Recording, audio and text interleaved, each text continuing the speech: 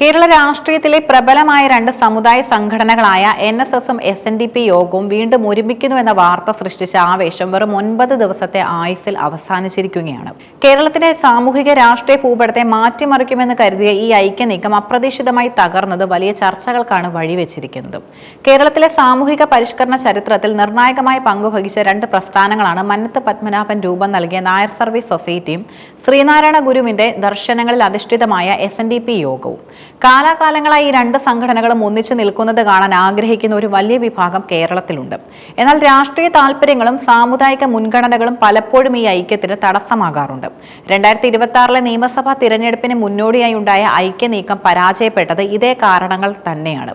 ജനുവരി 18-നാണ് SNDP യോഗം general secretary Vellappally Natesan NSSുമായി ഐക്യപ്പെടേണ്ടതിന്റെ ആവശ്യകതയെക്കുറിച്ച് സംസാരിച്ചത്. ഇതിന് രണ്ട് പ്രധാന കാരണങ്ങളുണ്ടായിരുന്നു. VD സതീശനോടുള്ള എതിർപ്പ്. പ്രതിപക്ഷ നേതാവ് VD സതീശൻ സമുദായ സംഘടനകളോട് സ്വീകരിക്കുന്ന കർക്കശമായ നിലപാട് രണ്ട് നേതാക്കളെയും പ്രകോപിപ്പിച്ചിരുന്നു. സമുദായ നേതാക്കൾ രാഷ്ട്രീയത്തിൽ ഇടപെടേണ്ടതില്ലെന്ന സതീശന്റെ നിലപാടിനെതിരെ ഒന്നിച്ച് പോരാടുക എന്നതായിരുന്നു പ്രഖ്യാപിത ലക്ഷ്യം. UDFൽ മുസ്ലിം ലീഗിന് ലഭിക്കുന്ന അമിതമായ പ്രാധാന്യത്തിൽ രണ്ട് സംഘടനകൾക്കും ഒരുപോലെ അതൃപ്തിയുണ്ടായിരുന്നു. തങ്ങളുടെ സമുദായങ്ങളുടെ അവകാശങ്ങൾ ഹനിക്കപ്പെടുന്നുവെന്ന വികാരം പങ്കുവെച്ചാണ് ഇവർ കൈകോർക്കാൻ തീരുമാനിച്ചത്. ഐക്യ ചർച്ചകൾക്കായി തന്നെ മകൻ തുഷാർ വെള്ളാപ്പള്ളിയെ പെരുന്നയിലേക്ക് അയക്കുമെന്ന് വെള്ളാപ്പള്ളി നടേശനും പ്രഖ്യാപിച്ചു. G. സുകുമാരൻ നായർ ഇത് ആദ്യം സ്വാഗതം ചെയ്യുകയും ചെയ്തു.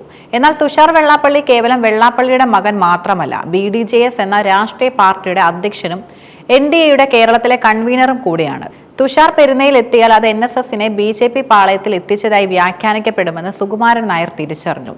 NSSന്റെ ഏറ്റവും വലിയ കരുത്തായ സമദൂര സിദ്ധാന്തം ഇതിലൂടെ തകരുമെന്ന് അദ്ദേഹം ഭയപ്പെട്ടു. അച്ഛൻ മകനെ അയക്കുന്നത് രാഷ്ട്രീയ നീക്കത്തിന്റെ ഭാഗമാണെന്ന് തിരിച്ചറിഞ്ഞ NSS നേതൃത്വം തുഷാർ എത്തുന്നതിന് മുമ്പ് തന്നെ ഡയറക്ടർ ബോർഡ് വിളിച്ചു ചേർത്ത് ഐക്യനീക്കം ഉപേക്ഷിക്കാൻ തീരുമാനിച്ചു.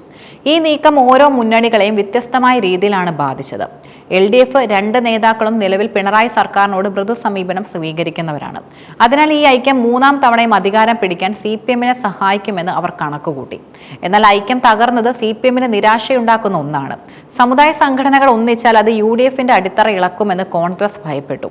പ്രത്യേകിച്ച് VD സതീശനെ ഒറ്റപ്പെടുത്താനുള്ള നീക്കമായി ഇതിനെ അവർ കണ്ടു. ഐക്യം തകർന്നത് UDFന് വലിയ ആശ്വാസമാണ് നൽകിയതും.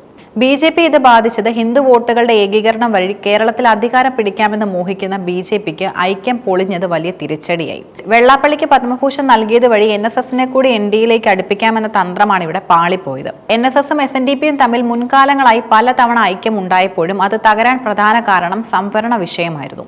മുന്നോക്ക വിഭാഗങ്ങളിലെ പിന്നോക്കക്കാർക്ക് 10% സംവരണം നൽകുന്നതിനെ NSS അനുകൂലിച്ചപ്പോൾ വെള്ളാപ്പള്ളി അതിനെ ശക്തമായി എതിർത്തിരുന്നു. ഇത്തരം മൗലികമായ വിഷയങ്ങളിൽ മാറ്റമില്ലാതെ വെറുമൊരു രാഷ്ട്രീയ ഐക്യം പ്രായോഗികമല്ലെന്ന യാഥാർത്ഥ്യമാണ് 9-ാം നാൾ NSS പുറത്തിറക്കിയ വാർത്താക്കുറിപ്പിലൂടെ വ്യക്തമാക്കിയത്.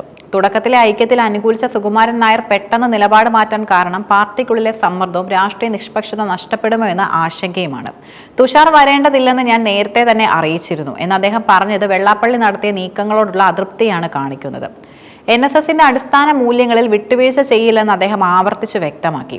കേരളത്തിലെ രണ്ട് പ്രബല സമുദായങ്ങൾക്കിടയിൽ സൗഹൃദമുണ്ടാകുന്നത് നല്ലതാണെങ്കിലും അത് രാഷ്ട്രീയ ലക്ഷ്യങ്ങളോടെ ആകുമ്പോൾ വിജയിക്കുക പ്രയാസകരമാണ്. NSS SNDP ഐക്യം പറയുന്നത് ഒരു രാഷ്ട്രീയ ആയുധമായി ഉപയോഗിക്കാൻ വെള്ളാപ്പള്ളി നടത്തിയ നീക്കം സുകുമാരൻ നായർ സമർത്ഥമായി തടഞ്ഞു. ഇതോടെ കേരള രാഷ്ട്രീയത്തിലെ സമുദായ ധ്രുവീകരണത്തിന് താൽക്കാലികമായി വിരാമമായിരിക്കുകയാണ്. വരാനിരിക്കുന്ന തിരഞ്ഞെടുപ്പുകളിൽ ഈ സംഘടനകൾ ഇനി ഏത് വശത്തേക്ക് തിരിയുമെന്നത് കേരളം ഉറ്റുനോക്കുന്ന കാര്യമാണ്.